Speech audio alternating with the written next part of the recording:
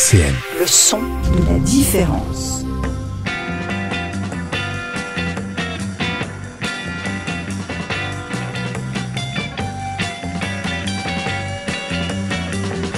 Jazz aux éclats spécial NJP sur RCN, en direct du théâtre de la Manufacture de Nancy.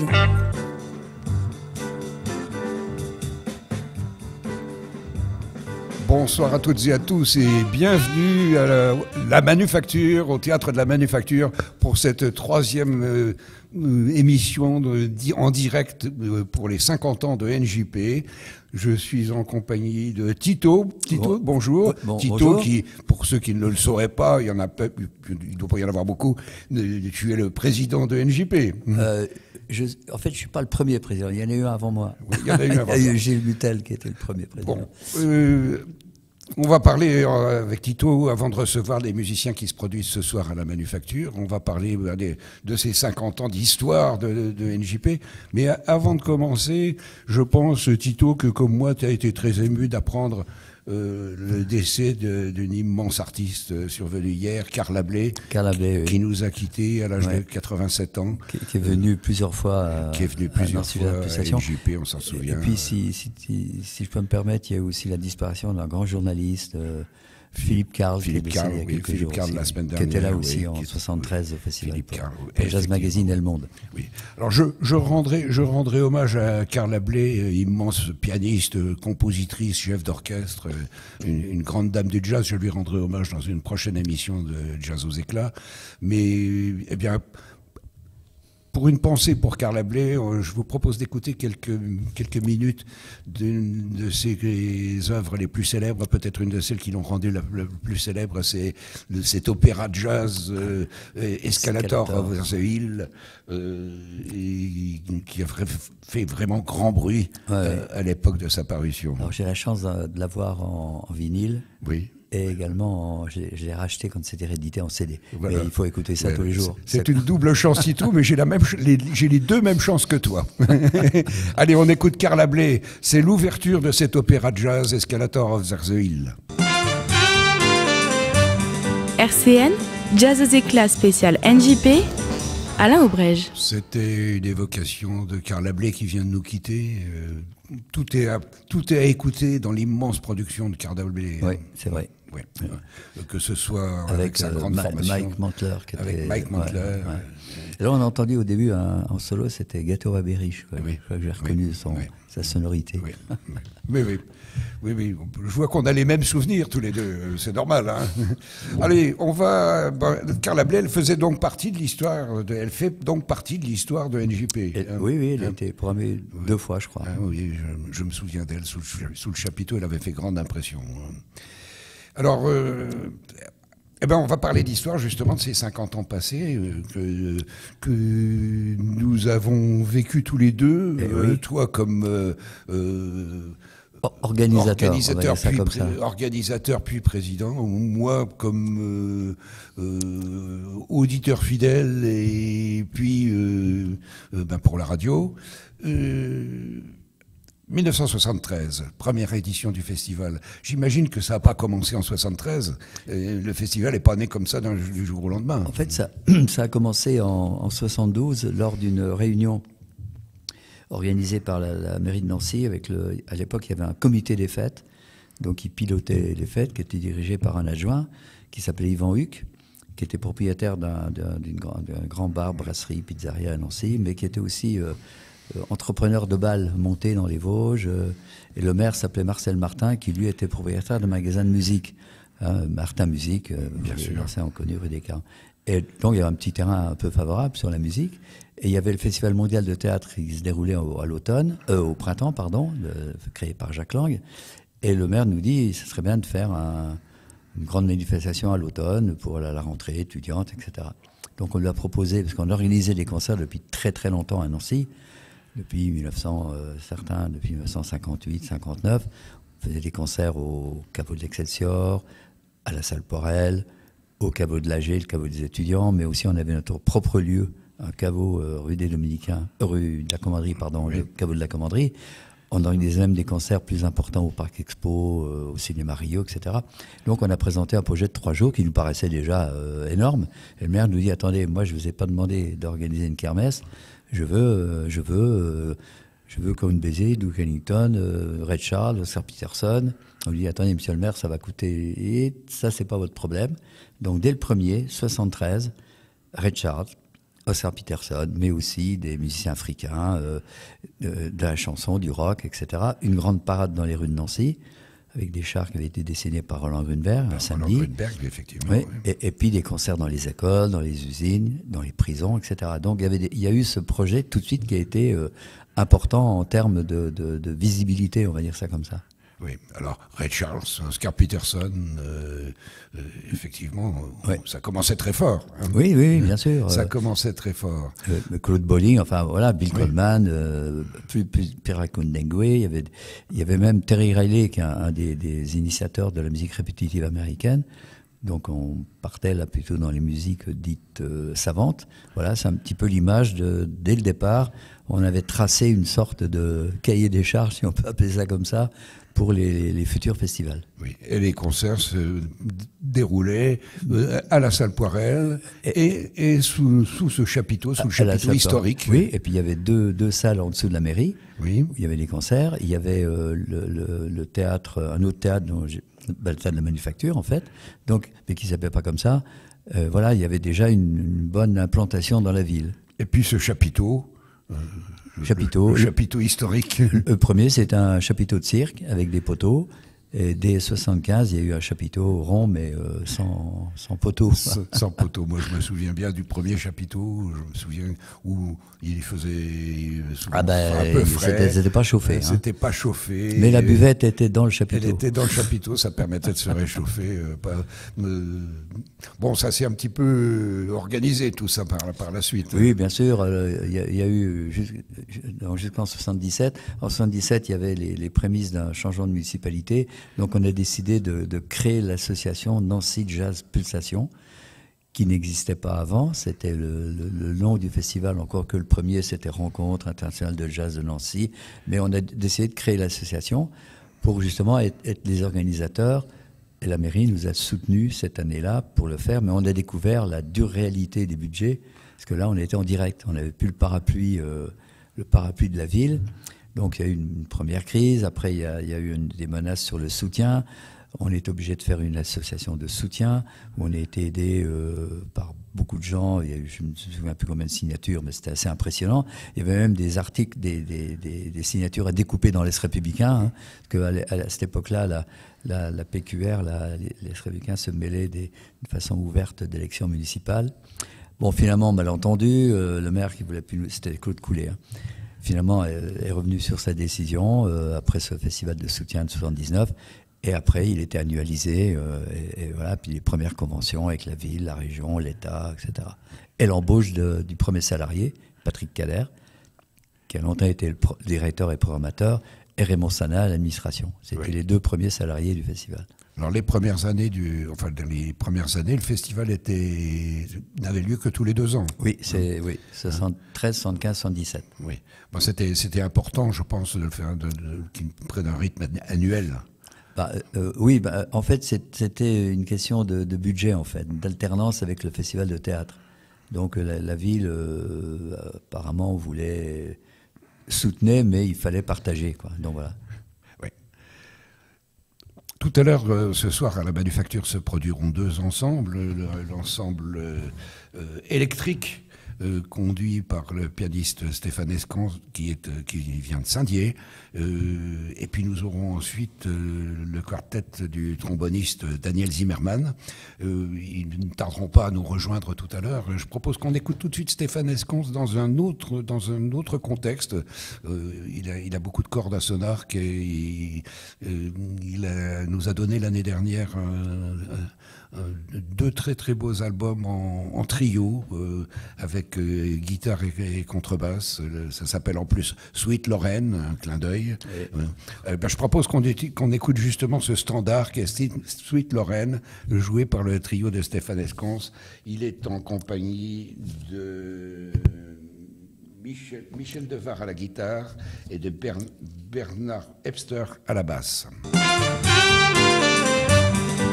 Jusqu'à 19h, Jazz aux éclats spécial NJP sur RCN. Alain Aubrège.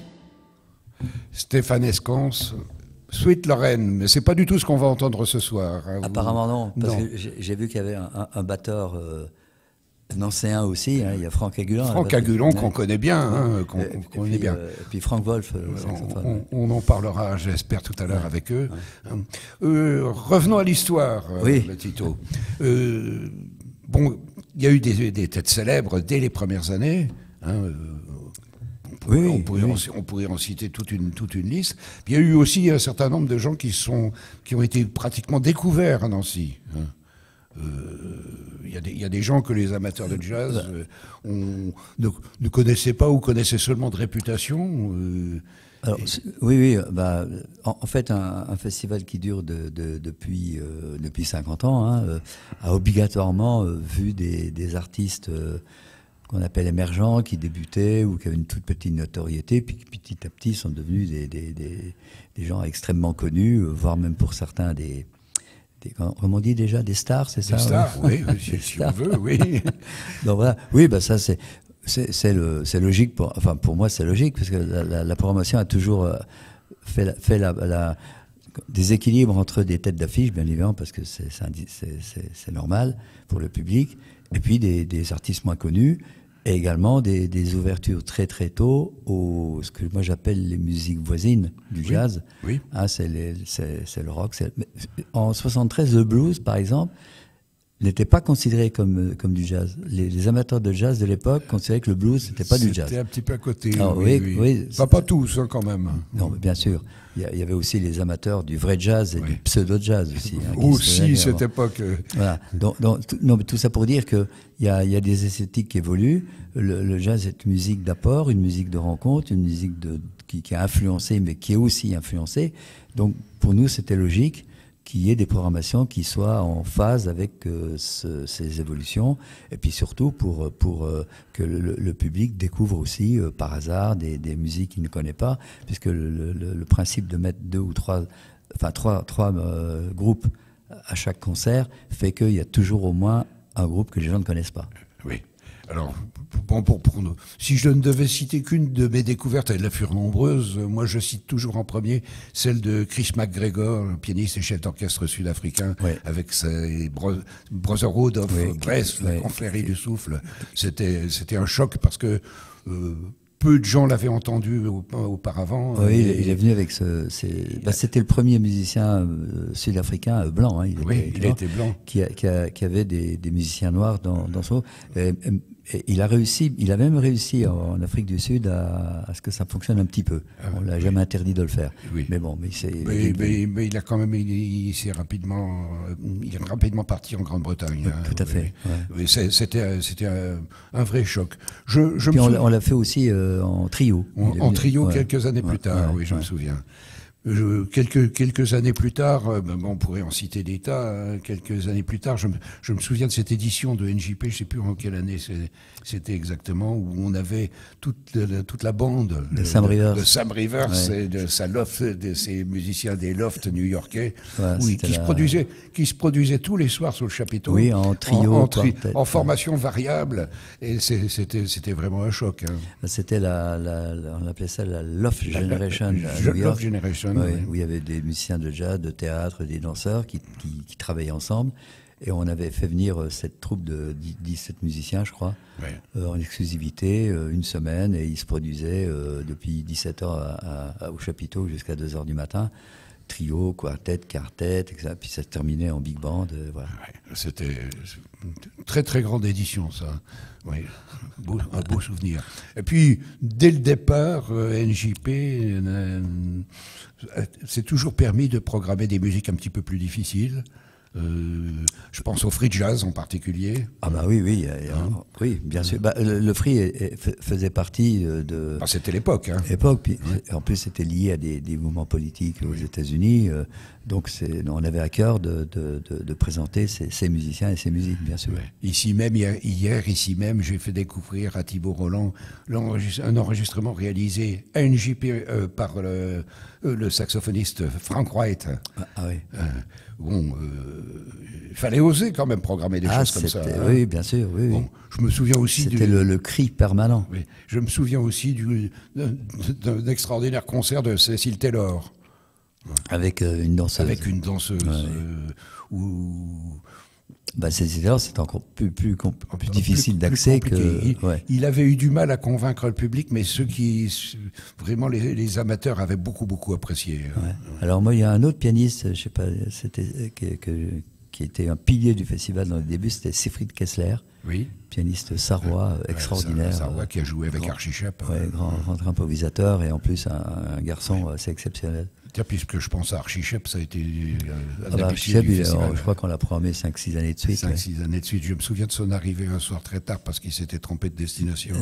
Pas vraiment. Ça serait trop à expliquer. Il devait jouer à Massy. Et oui, c'est ça. Il est venu en taxi. Il est venu en taxi et il avait confondu Nancy avec Massy. Et pendant qu'il ça roulait, parce qu'il arrivait vers 1h du matin, on avait pour le remplacer, en fait, on avait demandé au Big Band du Conservatoire d'être sur scène. Donc un big band de conservatoire, c'est un répertoire plutôt classique, plutôt de répertoire justement, et ça s'est très bien passé. Oui. Allez, pour anticiper un peu sur ce qui va suivre avec les musiciens qui vont venir nous retrouver, je propose qu'on écoute le tromboniste Daniel Zimmerman dans un enregistrement qui date d'un an ou deux, avec son quartet. Daniel Zimmerman, Believe.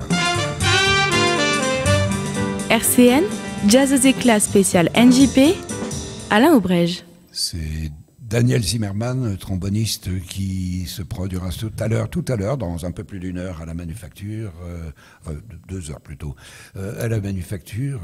Il est encore temps de venir le voir si vous voulez, ça vaut vraiment la peine. Oui, alors lui, il est déjà venu à Nancy, mais pas sous son nom, avec Tomate Pourquerie. Oui, bien sûr, il a fait partie de l'orchestre de Tomate Pourquerie. Il a joué avec beaucoup de monde. Oui, même Manu Dibango. Même Manu Dibango. Et Gainsbourg, tiens. Et Gainsbourg, et puis il a accompagné des chanteurs comme Johnny Hallyday. Oui. Et là, il est avec son groupe, et c'est rare d'avoir des groupes dirigés par un tromboniste. Il n'y en a pas beaucoup. Effectivement, c'est un beau tromboniste. Je pense qu'il va nous jouer surtout, son dernier album est consacré à des mélodies de Serge Gainsbourg. Je pense qu'il va nous jouer du Serge Gainsbourg.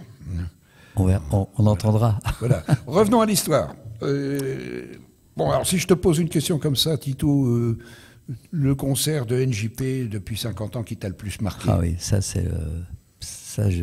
c'est compliqué parce qu'il y en a quand même quelques-uns. Oui, alors un seul. Allez, Miles Davis, B.B. King, Memphis Slim au Parc des Expos. Au Parc des Expos, il fallait le faire quand même. Oui, parce que même on nous a demandé après, mais comment vous avez fait? Alors on a expliqué comment on avait fait, c'est qu'on avait fait rien de spécial, sauf qu'ils ont accepté de jouer sur le même plateau, alors que B.B. King et Miles Davis n'avaient jamais joué sur un même plateau nulle part. Ouais. Et puis peut-être un truc qui n'est pas du jazz d'ailleurs, un autre grand souvenir, c'est Manu Chao. Oui. À la brasserie de la Pépinière, à un bœuf à 1h du matin, avec tout un tas de musiciens, je ne me souviens plus qui avec lui. Et je dois dire moi j'ai eu un moment éblouissant de surprise, d'enthousiasme. Et puis Manu Chao qui était quand même un personnage, bondissant, on va dire ça comme ça. Oui, je crois qu'il faut ouvrir ses oreilles largement. Il y a bien sûr plein d'autres. Plein d'autres, effectivement.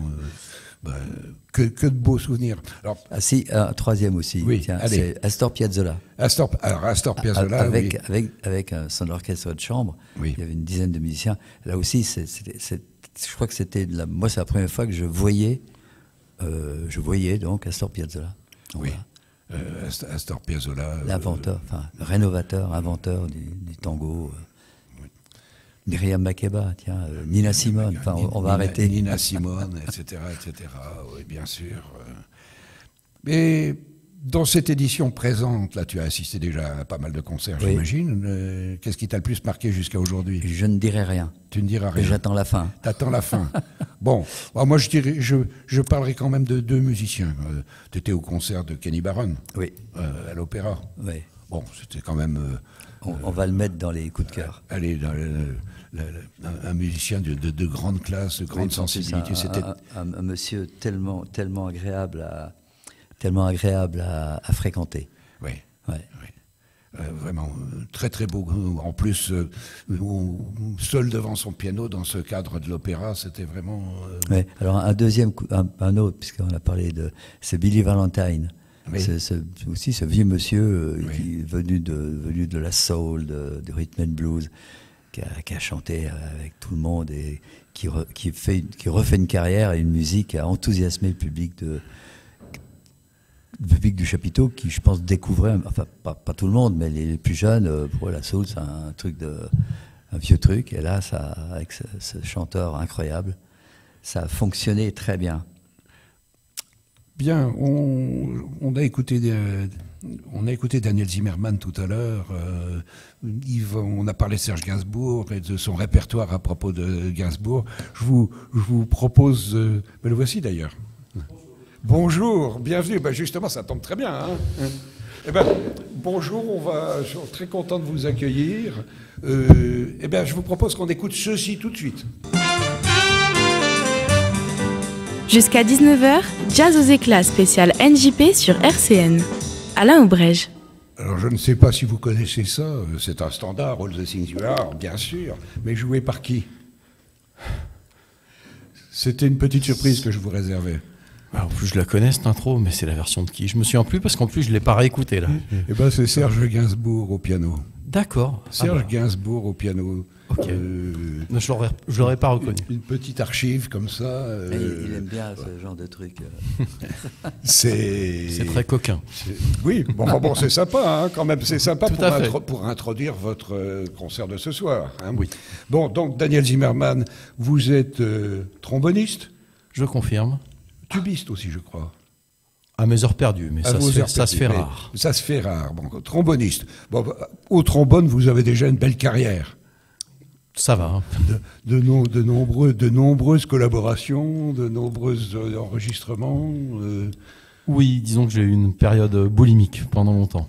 Oui, mais donc tromboniste, et vous venez ce soir nous présenter un répertoire qui va tourner justement autour de Serge Gainsbourg, je pense. Absolument. Hein, absolument, ce qui fut l'objet de votre dernier album. C'est ça. Hein, Serge Gainsbourg. Pourquoi Serge Gainsbourg? Bah écoutez, je vais être clair, j'avais plus de composition en stock et je me suis dit je vais m'essayer à un autre exercice. Enfin, parce que j'aime pas écrire sous commande, c'est vraiment quelque chose de... Il faut que ça corresponde à des moments de la vie, vous voyez, pour ce qui est de la composition. Donc ça vient, des fois il n'y a rien pendant 6 mois, des fois puis il faut avoir le temps. Donc en fait, je me suis dit que j'allais essayer de faire un disque de reprise. Mais justement, c'est pas un disque de reprise. En fait, j'allais essayer d'utiliser un matériau qui existe déjà pour faire sonner mon groupe, qui est un groupe que j'adore, qui était déjà le groupe de... Alors, pas de l'album précédent, mais celui d'encore avant, que je considère un petit peu comme mon groupe de base, régulier. Et je me suis dit que j'allais puiser chez quelqu'un d'autre de quoi faire sonner ce groupe en réécrivant la musique. Et par contre... je voulais que ce soit sincère et plein d'amour, en fait, tout simplement. Donc j'ai pris peut-être l'artiste qui m'a le plus touché quand j'étais jeune et puis même aujourd'hui, quoi. Donc j'ai pris Gainsbourg et puis on va dire que j'ai été chercher des bouts à droite à gauche, j'ai essayé, je les ai réassemblés, j'ai réécrit des passages, des choses comme ça. Voilà. Bon, je crois que les auditeurs du concert ce soir seront convaincus de cet amour pour la musique de Gainsbourg.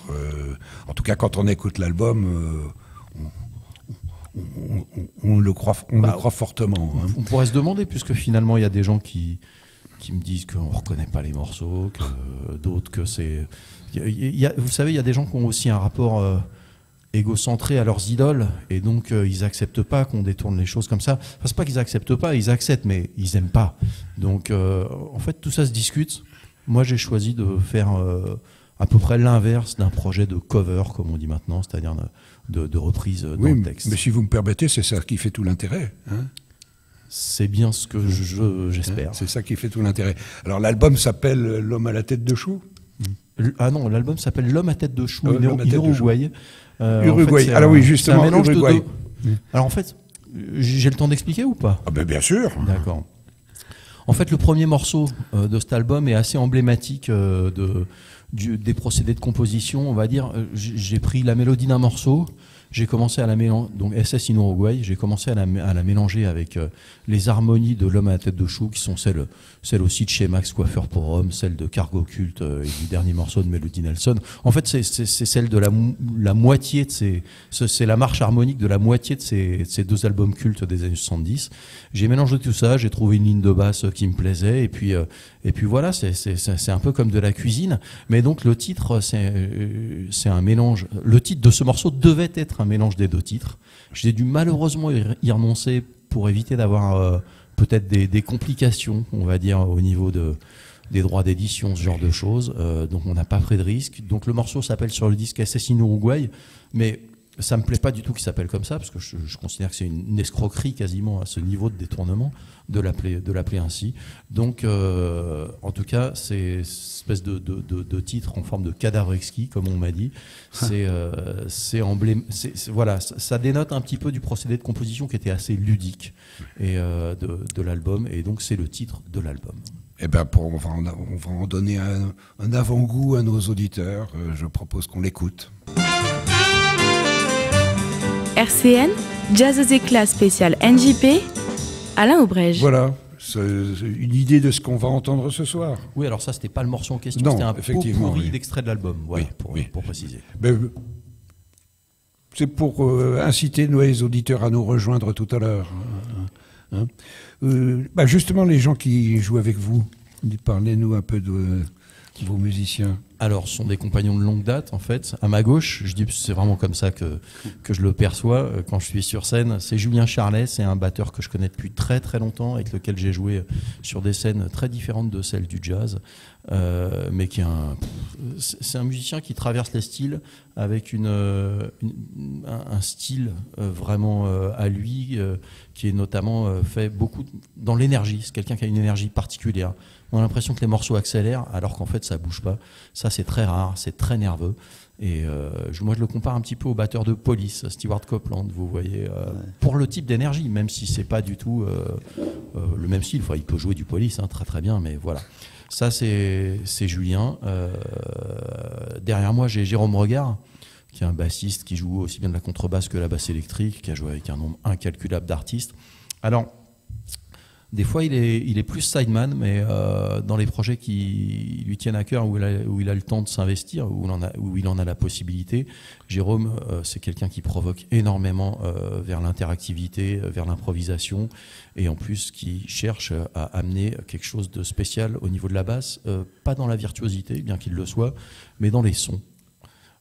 Et à ma droite, j'ai Pierre Durand, c'est un autre animal sauvage. Je dis ça par rapport à Julien Charlet qui est à ma gauche. C'est vraiment, j'ai deux bêtes sur les côtés. Et c'est un guitariste qui est fait de Blood, de Sweat et de Tears. C'est vraiment un guitariste qui est extrêmement marqué par le blues, mais qui malgré tout a une culture de l'improvisation qui est très grande et un style vraiment à lui. Voilà. Eh ben, on va écouter tout ça. Ce soir, on s'en réjouit fort. Allez, on vous écoute encore un tout petit peu.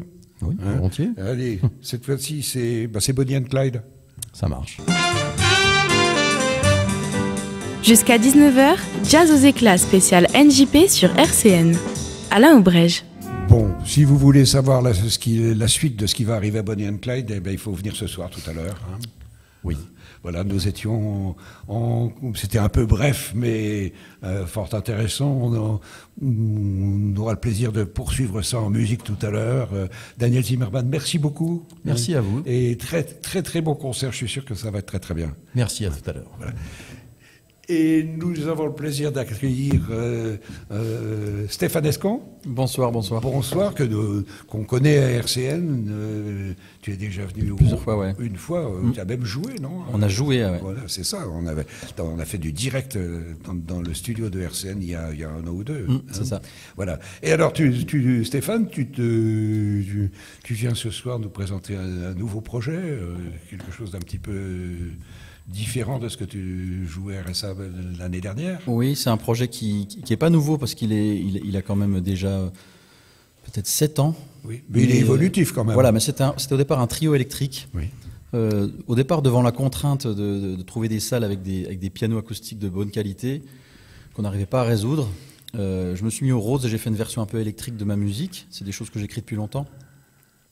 Et on était 3, puisque je joue en trio acoustique, donc je suis passé à l'électrique. Et puis finalement, on a rencontré en Lettonie, dans un festival, un guitariste incroyable qui s'appelle Eran Arevan. Et c'est devenu un quartet, donc le 3 d'électrique est devenu un 4. Et en 2019, on a fait un album et on a sorti cet album. Et on avait 2 invités qui étaient Frank Wolf et Gerhard Törnig, un trompettiste autrichien. Et ça, c'était en 2019. On a fait un concert de sortie de cet album-là, juste en sextet. Et ça devait redevenir un quartet ensuite. Et toutes les dates ensuite ont été annulées à cause du Covid.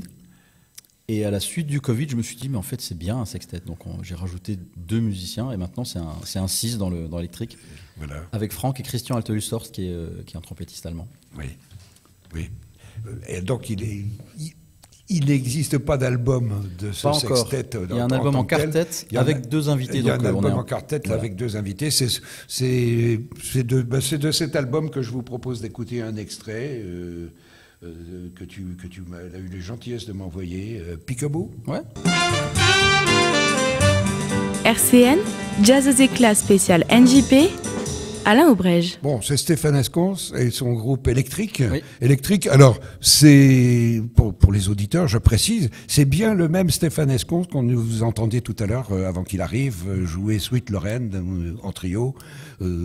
Un autre répertoire. C'est un autre répertoire, une autre musique. Ouais. Je pense que tu as beaucoup de cordes à ton arc.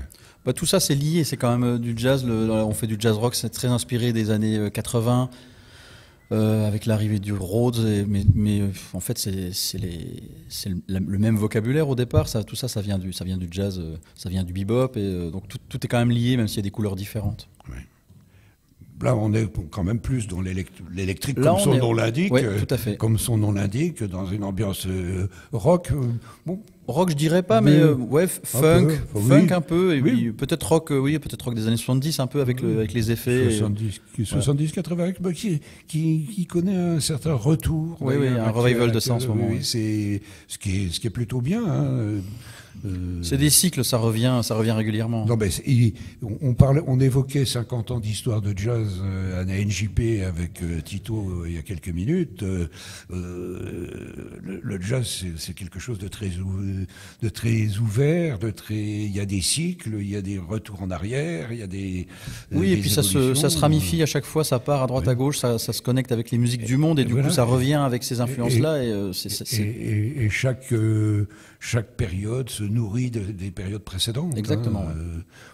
Je dis souvent, on ne me croit pas toujours, mais je dis souvent aux gens qui connaissent pas bien, je leur dis que entre l'original Dixieland Jazz Band et puis ce qu'on écoute aujourd'hui, il n'y a pas de chaînon manquant. Non, c'est clair.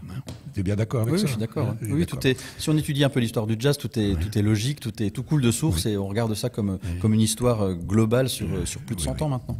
Alors Stéphane, tu nous viens de Saint-Dié? C'est ça. Oui. Pianiste, compositeur, chef d'orchestre, enseignant aussi. Je suis pas vraiment chef d'orchestre. J'écris pour orchestre, mais j'ai pas la prétention d'être chef d'orchestre. Pas chef d'orchestre, non. Ça viendra. Et enseignant aussi. Oui, je suis au MAI à Nancy, Musique Académie Internationale. Oui. Prof de musique à l'ordinateur, on va dire, et prof de piano jazz au Conservatoire de Metz. À Metz, oui. Oui. Alors l'idée le répertoire d'électrique, ce qu'on va entendre ce soir, c'est tes compositions? C'est globalement mes compositions. Ce soir, il y a un morceau d'Eran Arevan, le guitariste. Alors je vais préciser un truc que je vais dire au début du concert. En fait, c'est électrique avec un 6. Oui. Parce que c'est un sextet. Mais ce soir, malheureusement, on sera que 5 parce que Eran Arevan est israélien. Ah. Et il était dans sa famille en Israël jusqu'à dimanche. Il est rentré dimanche seulement après avoir été bloqué pendant une semaine avec sa femme et ses enfants là-bas. Il a laissé ses parents et ses sœurs et ses amis là-bas. Il est à Amsterdam et il m'a appelé. Il devait jouer également samedi au NJP avec Claire Parsons. Oui. Donc il devait faire 2 allers-retours en avion là. Et il m'a appelé avant-hier en me disant je peux pas prendre l'avion, je peux pas laisser ma femme et mes filles après ce qu'on a vécu là-bas, c'est pas possible. Oui. Donc, bien sûr, je lui ai dit aucun problème. On peut comprendre ça, bien On entendu. va jouer. Les autres membres du groupe, c'est des avions. Frank Wolf au saxophone, Christian Altelushorst à la trompette, Franck Agulon, Laurent Salzar à la basse. C'est tous des musiciens incroyables. Donc, ça va faire le job sans aucun problème. Il va nous manquer, bien sûr, mais voilà, il sera dans nos têtes. Voilà, bien sûr. On connaissait électrique avec un 3, avec un 4, avec un 6. Et là, ce sera avec un 5. Pour la première fois, et peut-être la dernière fois, je pense qu'on va retrouver Ran bientôt. Allez, bon, on écoute encore un petit peu de l'électrique. 6. C'est ça. 6. C'est Taxe à faire. Taxe à faire. Jusqu'à 19h, Jazz aux éclats spécial NJP sur RCN. Alain Aubrège. Voilà, c'était le début de Taxe à faire. C'est ça. Tu vas le jouer ce soir? C'est le premier morceau du set, donc il sera encore frais dans les oreilles de ceux qui nous écoutent. Voilà, nous rejoignent. Comme ça, ils connaîtront la suite. C'est ça. Ils connaîtront la suite. Stéphane, merci beaucoup de nous avoir consacré quelques minutes. Merci à vous. Ça a été un peu bref, mais on dispose de relativement peu de temps. Puis il faut que tu aies le temps d'aller te restaurer avant le concert. Avant de jouer, bien sûr. Merci beaucoup. Et très très beau concert. Merci beaucoup, à bientôt. À bientôt. Merci à Thomas et à Raphaël à la technique, à Élie aux photographies. On se retrouve demain jeudi pour une nouveau Jazz aux éclats spécial à la Manufacture pour NJP. Bonne soirée, excellent concert à vous tous et à demain. RCN, www.rcn-radio.org